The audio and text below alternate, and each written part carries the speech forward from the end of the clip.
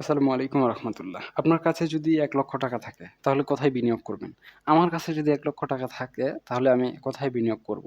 এই প্রশ্নটা অনেকেরই। সো আমি বর্তমানে অনার্স কমপ্লিট করছি, মাস্টার্স কমপ্লিট হয়ে গেছে আমার। সো আমি আয় ইনকাম করতেছি। আমার এখন বিনিয়োগ করা প্রয়োজন।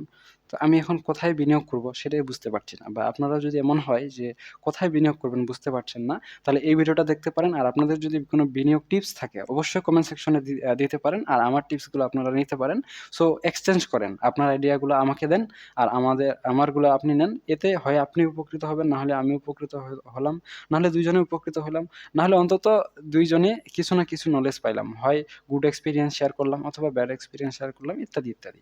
সো আমি এখন এই পজিশনে বিনিয়োগের জন্য আমার হাতে বেশ কয়েক লক্ষ টাকা আছে। তো আমি চিন্তা করে পাচ্ছি না যে আমি কোথায় বিনিয়োগ করব।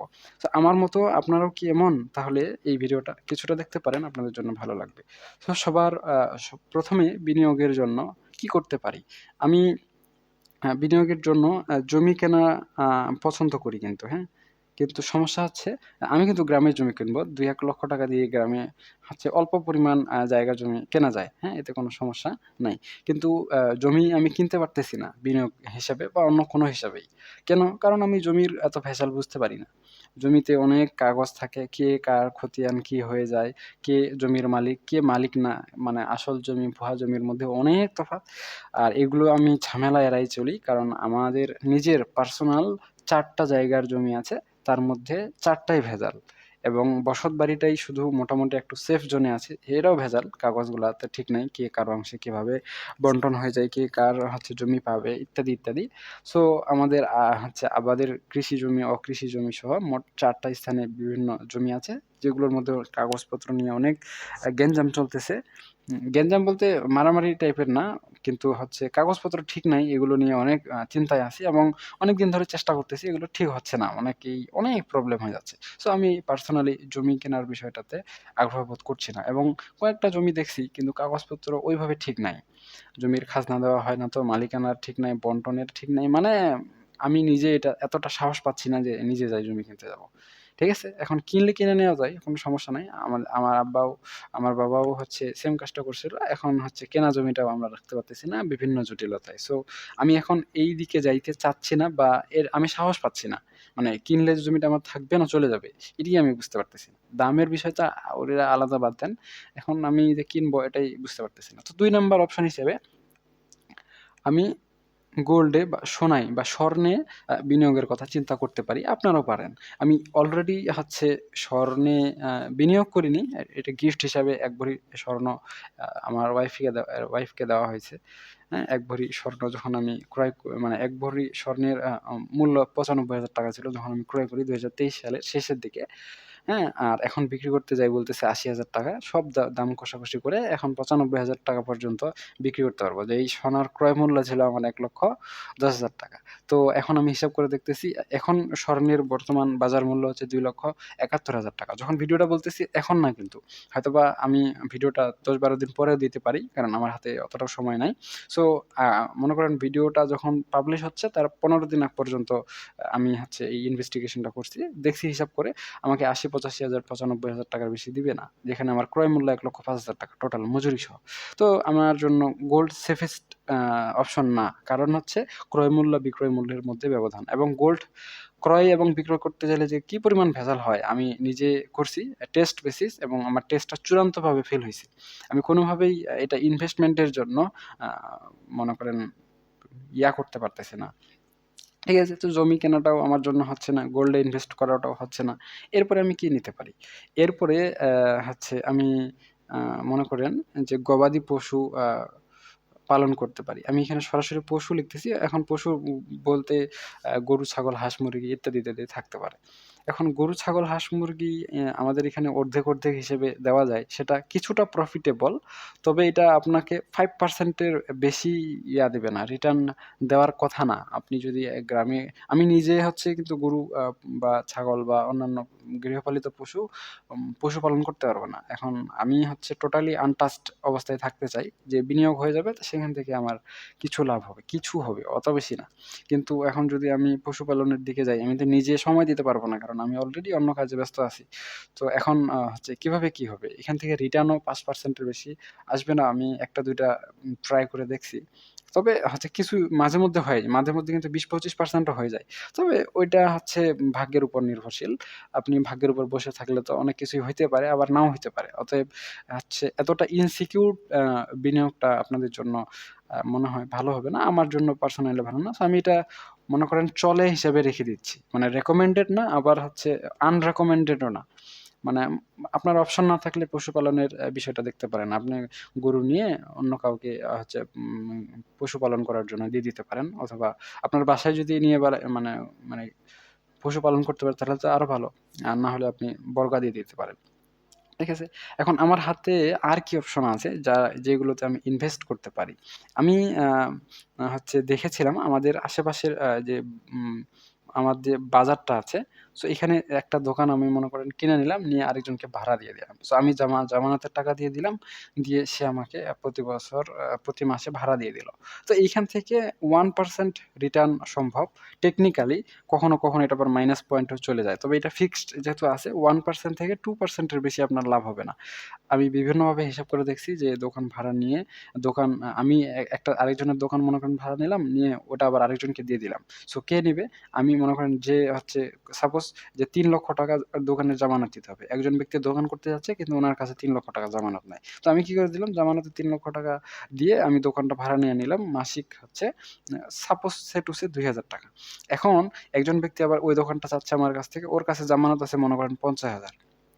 ওর কাছে জামানত আছে ৫০,০০০, কিন্তু সে হচ্ছে ৳২,০০০ র মধ্যে কিন্তু ৳৩,০০০ দিবে না। বুঝতে পারছেন? মানে এতটা ইমপ্র্যাকটিক্যাল হয়ে যাবে ওটা। ওটা যদি ২,০০০ হয় তাহলে ৳২,৫০০ সে আমাকে ভাড়া দিবে এবং ৳৫০,০০০ জামানত দিবে। তাহলে আমার এখানে হচ্ছে ৳২,৫০,০০০ ইনভেস্ট হয়ে আছে। আমার ৳২,৫০,০০০ ইনভেস্ট হয়ে আছে। পাশাপাশি প্রতি মাসে আমি মাত্র ৳৫০০ রিটার্ন পাচ্ছি। তো সেই হিসেবে প্রতি বছর ৳৬,০০০ রিটার্ন পাচ্ছি। তো ৳৬,০০০ কত পার্সেন্ট হয়?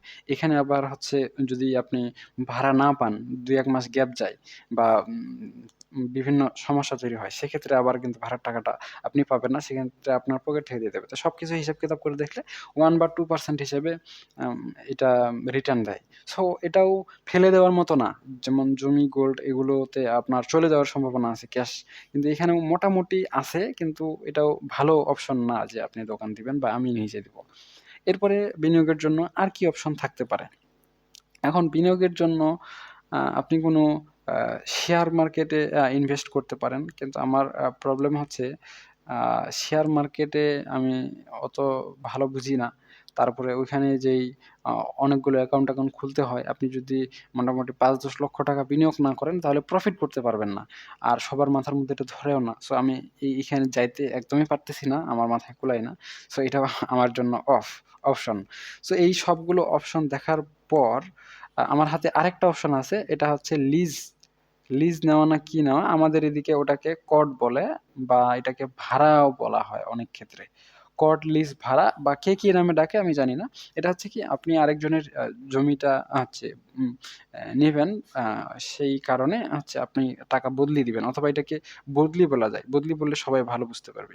মনে করেন যে আপনার হাতে আমার হাতে ৩,০০,০০০ টাকা আছে। ৩,০০,০০০ দিয়ে এক্সাম্পল দেই আমাদের বর্তমান রেট অনুযায়ী।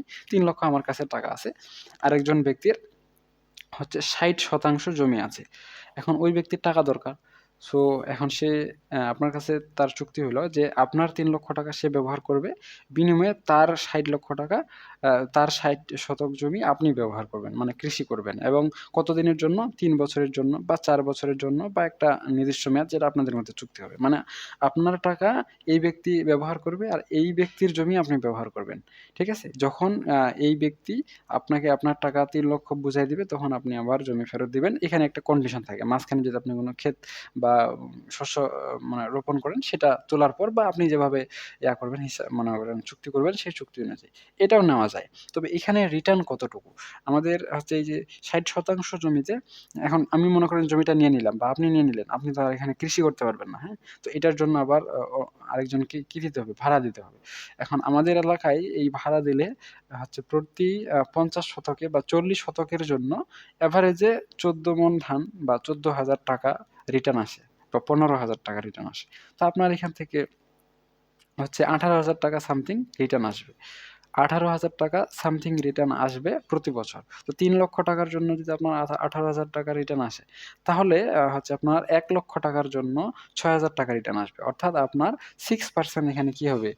মনে করেন অ্যামাউন্টটা বাড়বে। এখন এই 6% অ্যামাউন্ট যে আপনার বাড়বে, আপনার বর্তমান ইনফ্লেশন কিন্তু 6% এর উপরে। অতএব আপনার এখানেও লাভ হওয়ার সম্ভাবনা নাই। লস হওয়ার সম্ভাবনাটাই বেশি। যদি নিজে কৃষি করেন সেক্ষেত্রে আলাদা বিষয়। আমি তো সময় দিতে পারব না। আমি পশুপালনের জন্য যদি সময় না দিতে পারি, কৃষি করার জন্য কিভাবে সময় দেব? অতএব আমার জন্য এবং আমার মতো যারা সিচুয়েশনে আছেন তাদের জন্য এই অপশনটাও বাদ। তাহলে সর্বশেষ এবং হচ্ছে আ আমার জন্য আরকি, আপনাদের জন্য অন্য অপশন থাকতে পারে। সর্বশেষ এবং চূড়ান্ত অপশন হিসেবে আমার সেলফ ডেভেলপমেন্ট এ আমি বিনিয়োগ করতে পারি এই ৩ লক্ষ টাকা। সেলফ ডেভেলপমেন্ট এসডি তে। কিভাবে? যেমন আমি ইতিমধ্যেই এরকম কয়েকটা পদক্ষেপ নিয়েছি। যেহেতু আমার ১ম থেকে ৬ টা পদক্ষেপ মিস গেছে। ঠিক আছে? এখন রানিং আছে এই ৩ নাম্বারটা। আর এটাকে টেস্ট করেছিলাম। হ্যাঁ? কিন্তু এটাও রানিং আছে আবার নাই বলতে নাই মনে করেন। এটা টেস্ট করেছিলাম, ফেল হয়ে গেছি। এটা আমি টেস্ট করিনি, আমার বাবা টেস্ট করছে, ফেল হয়ে গেছে। সেজন্য আমি যাচ্ছি না। এটাতে হচ্ছে একটু ঝুঁকি আছে। কারণ হচ্ছে যদি আপনি ভাড়া দিতে না পারেন সেক্ষেত্রে মনে করেন আসবে। এটা আমার চলতেছে না এখন। হ্যাঁ? তো শেয়ারটাও চলতেছে না। তো লিজ ভাড়া বদলি এটাও চলতেছে না। ঠিক আছে? সো আমার জন্য হচ্ছে অপশন এই মুহূর্তে আমি ২ টা চালাচ্ছি। একটা হচ্ছে পশুপালন, আরেকটা হচ্ছে সেলফ ডেভেলপমেন্ট এবং এটাই অনেক আগে থেকে করতেছি। এখানে ৪-৫ টা রাউন্ড হয়ে গেছে অলরেডি। আর এটা এখন ফার্স্ট রাউন্ড চলতেছে। আ আশা করা যায় কিছুদিনের মধ্যে সেকেন্ড রাউন্ড শুরু করে দেব। কারণ হচ্ছে টাকা পয়সায় না রেখে তো কোথাও না কোথাও ইনভেস্ট করা উচিত। আর সবকিছুই সবসময় খালি সেলফ ডেভেলপমেন্ট এ ইনভেস্ট করলেও তো হবে না। কিছু হচ্ছে আপনার যে প্র্যাকটিক্যাল সম্পদ আছে সেগুলোর উপরে করতে হবে। মানে মানে আপনার হাতে এখন ৳৫,০০,০০,০০০ থাকলেও কি সেলফ ডেভেলপমেন্ট করবেন? বিষয়টা এমন না। সো এদিকে তো আপনাকে কোনো না কোনোভাবে যাইতে হবে। সো আমি ৩ নাম্বার অপশনটা বাছে নিছি। আপনারা আপনাদের হিসেবে নিতে পারেন। এখন সেলফ ডেভেলপমেন্ট এর হিসেবে আপনি কি করতে পারেন? ফর এক্সাম্পল, তো আমি হচ্ছে প্রমোশনের জন্য এমবিএ করছি। ঠিক আছে? আর প্রমোশনের জন্যই এমএসসি করছি। এমএসসি করছি যাই সিঙ্গাপুরে, আর এমবিএ করছি হচ্ছে আমাদের পঞ্চগড়ে। ঠিক আছে? তো এই হচ্ছে বিষয়। আর সেলফ ডেভেলপমেন্টের হিসাবে আমি সাইবার সিকিউরিটি পড়ছি। সেটাতে বিএসসি করছি এবং হচ্ছে এমএসসি করছি সিঙ্গাপুরে যাই। এটা সেলফ ডেভেলপমেন্টের একটা অংশ ছিল। এখান থেকে আমি অনেক কিছু শিখতে পারছি। আমার প্রতিষ্ঠানে এই ভ্যালুটা কিছুটা দিতে পারছি। সেখান থেকে আমার বেতন কিছু বাড়ছে। সো অত বেশিও বাড়েনি কিন্তু বাড়ছে কিছু। যেটা আমার হচ্ছে এই ফান্ডে খরচ না করলে হয়তোবা বাড়তো না। মোটামুটি ৳২.৫ লক্ষ মতো আমার খরচ গেছে। সো এই হচ্ছে বিষয়। এই টাকা রিটার্ন আসতে আমার ৭ বছর লাগবে, আমি হিসাব করছি। যত টাকা এই হচ্ছে এমএসসির জন্য আমার যত টাকা প্রফিট হইলো আরকি, এই বা যতটুকু লাভ হলো ৭ বছরে আমার ক্যাশ টাকা চলে আসবে। ৭ বছর পর আমি যত টাকা পাবো তখন হচ্ছে মনে করেন কি হয়, আমার ওই টাকা লাভের হয়ে যাবে। তো এখানে আবার ইনফ্লেশন সহ হিসাব-কিতাব করলে আমার মনে করেন ১০ বছর লাগবে রিটার্ন হইতে। আমি যদি ৩০ বছর চাকরি করি, অর্থাৎ আমার এই ৳২.৫ লক্ষ ৳৭.৫ লক্ষ মূল্যের রিটার্ন দিবে, আর বেশি দিবে না। হয়তোবা পরে দিতেও পারে। এই মুহূর্তে আমার যতটুকু মনে হচ্ছে দিবে না। ঠিক আছে? সেলফ ডেভেলপমেন্ট হিসেবে আমি এটা করছি, আপনারা এটা করতে পারেন।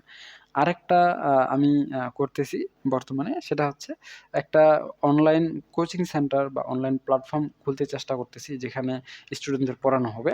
আমি পাশাপাশি কিছু টাইম দিতে পারবো। সো এটাও বর্তমানে রানিং আছে। এখানেও অত বেশি রিটার্ন নাই। তবে মোটামুটি আছে ৫-৬% ৫-৬% এখন মনে করেন আমার হচ্ছে টাকা ১,০০,০০০ আমি রেখে দিয়েছি সুন্দর করে, হ্যাঁ? তো ১ বছর পর আমার তো ৳১,০০,০০০ আছে। ২ বছর পরও তো ৳১,০০,০০০, ৩ বছর পরও তো ৳১,০০,০০০ থাকবে। টাকা তো আমার বাড়বে না। এখন টাকা যদি মুদ্রাস্ফীতি না থাকতো তাহলে আমার ৳১,০০,০০০ র মূল্য ৳১,০০,০০০ থাকতো। কিন্তু ঘটনা হচ্ছে মুদ্রাস্ফীতি আছে, ইনফ্লেশন আছে।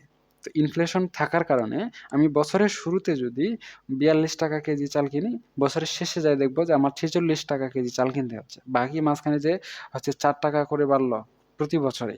মানে আমার তো হচ্ছে অর্থের সময় মূল্য এবং সময়ের অর্থমূল্য, এই হিসাবে আমি পিছিয়ে পড়তেছি। সো একদমই বসায় না রেখে ৫-৬% এর রিটার্নে আমি এই মুহূর্তে ইনভেস্ট করতেছি, সেলফ ডেভেলপমেন্ট এর অংশটুকু বাদ। আরেকটা খুলেছি, সেটা হচ্ছে আমি কি এক্সপেরিয়েন্স করতেছি সেটা আরেকটা নতুন YouTube চ্যানেল খোলা হয়েছে। এইটা যেখানে দিচ্ছি, এখানে হচ্ছে আমি দেওয়ার চেষ্টা করতেছি ভিডিওগুলো। হয়তোবা এখান থেকেও ভবিষ্যতে রেভিনিউ জেনারেট হবে। আচ্ছা, আরেকটা বিষয় বলে রাখি। আমি কিন্তু হচ্ছে YouTube চ্যানেলের এবং Facebook এর মনিটাইজেশন বন্ধ করে রেখেছি। তার কারণ হচ্ছে আমি আবার ওই যে হালাল হারাম বিষয়টা দেখে হচ্ছে পরবর্তী পদক্ষেপ গ্রহণ করি। সো শরিয়া মেইনটেইন করতে চাইলে আপনাকে আবার অনেক কিছু ছাড় দিতে হবে। ব্যাংকে যদি ফিক্সড ডিপোজিট করেন তাহলে কিন্তু আপনার ৫, ৭, ১০% পর্যন্ত রিটার্ন দেয়। তো ওটা যেহেতু ইন্টারেস্ট হয়ে যাবে, সো ওইদিকে আমি যাই না। বুঝতে পেরেছেন? আমি নিজেও ব্যক্তিগতভাবে লোন নেওয়া পছন্দ করি না। কারণ হচ্ছে ওইটা ইন্টারেস্টের বিষয়টা ঢুকে যাবে। ঠিক আছে? তো এই হচ্ছে বিষয়। তো আপনি যদি হালালভাবে ইনভেস্ট করতে চান, আমি যদি হালালভাবে ইনভেস্ট করতে চাই, সো আমার কাছে আ এই মুহূর্তে আরেকটা অপশন আছে। আরেকটা জায়গায় ইনভেস্ট করতেছি, সেটা হচ্ছে আ জমি জমা সংক্রান্ত যে অনেকগুলো ভিডিও আমি দেখার চেষ্টা দেখতেছি আরকি। সেটা হচ্ছে কিভাবে আপনি ভালো জমি বাছাই করবেন, মানে দামটা কিভাবে মানে ঠিক হবে। এখানে দামের একটা ফ্যাক্টর আছে। আরেকটা হচ্ছে যে জমি কিনে যদি আপনি ওটা ভাড়া দিতে পারেন তাহলে কিন্তু লাভ আছে। কিন্তু ভেজাল হচ্ছে কিনতে যায়। ওখানে কাগজপত্র, খাজনা সহ অন্যান্য বিষয়গুলো ঠিক আছে কিনা এটা বোঝার চেষ্টা করতেছি, যেন আমি এই জায়গায় ইনভেস্ট করতে পারি। সেলফ ডেভেলপমেন্ট এর অংশ হিসেবে এখানে আমি বিনিয়োগ করতেছি। সো আপনারা কে কিভাবে কি করতেছেন হচ্ছে আমাকে কমেন্ট সেকশনে জানাতে পারেন। আপনাদের বিষয়গুলো আমি অবশ্যই মনোযোগ সহকারে দেখব এবং রিপ্লাই দিব, এবং আপনাদের যদি কোনো তথ্য আমাদের জানাতে চান, কোনো ঘটনা আমাদের বলতে চান, এবং হচ্ছে আপনাদের ভিডিওগুলো আমার চ্যানেলে পাবলিশ করাইতে চান, আমি অ্যাক্সেস আপনাদের দিব, কোনো সমস্যা নাই। আমার WhatsApp নাম্বারে আপনারা যোগাযোগ করতে পারেন। 01770 848 321, এই নাম্বারে আমাকে WhatsApp করলে আপনারা তথ্য পেয়ে যাবেন। তো এই বিষয়গুলোই আপনার জন্য বলা ছিল। অনেক লম্বা ভিডিও হয়ে গেছে। যারা বিনিয়োগের চিন্তাভাবনা করতেছেন তাদের জন্য তো হচ্ছে এই ভিডিওটা আশা করা যায় কিছুটা কাজে লাগছে। আর এগুলো আপনাকে এক্সপেরিয়েন্স করতে হবে। আমি হচ্ছে এই ভিডিওটা দেওয়ার আরেকটা কারণ, এই ভিডিওটাও কিন্তু আমার সেলফ ডেভেলপমেন্টের একটা অংশ। এই ভিডিওটা দিলাম, এটা অনেকেই দেখবে, দেখে অনেকেই কমেন্ট করবে, অনেক টিপস দিবে, অনেক সাজেশন দিবে, পরামর্শ দিবে, সমালোচনা করবে। আমি সেগুলো দেখব। দেখে তার মধ্যে যদি আমার কোনো ব্যাড এক্সপেরিয়েন্স নেওয়ার প্রয়োজন হয়, বা ব্যাড এক্সপেরিয়েন্স যেন না হয়, আমি যেন সতর্ক হইতে পারি, আমি যেন নতুন, নতুন আইডিয়া খুঁজে পাই, সেজন্যই ভিডিওটা দেওয়া। এখান থেকে আমি মনিটাইজেশন করবও না, মনিটাইজেশনের টাকা আমার দরকার নাই। ভবিষ্যতে যদি ইনকাম সোর্স খুলে সেটা আলাদা বিষয়। এই হচ্ছে বিষয়। তো আপনাদের মতগুলো জানার জন্যই আমি আমার মতটা আপনাদেরকে বলতেছি। এই হচ্ছে বিষয়। তো এটাও একটা বিনিয়োগেরই অংশ। আমি বিনিয়োগ হিসেবে এটা দিছি। আর আপনি আপনার কোনো টিপস থাকলে আমাদের জানান, এবং হচ্ছে উম যদি সেটার পরিপ্রেক্ষিতে আপনাদের সাথে যোগাযোগ করা হয়, হয়তোবা নতুন কোনো সম্ভাবনার দ্বার খুলে যেতেও পারে। জ্ঞান আর অর্থ ২ টাই হচ্ছে বিপরীতমুখী সম্পদ। জ্ঞান আর অর্থ ২ টাই হচ্ছে বিপরীতমুখী সম্পদ। জ্ঞান বিতরণ করলে বেড়ে যায়, আর অর্থ বিতরণ করলে কি হয়? কমে যায়। সো অর্থ তো দিতে হবে না। আপনি যদি আমাদেরকে জ্ঞান দিতে পারেন, আপনার জন্য শুভকামনা থাকলো। আর আমার যতটুকু জানা আছে সেটা তো আপনাদের বললাম। আজকে এ পর্যন্তই। ধন্যবাদ।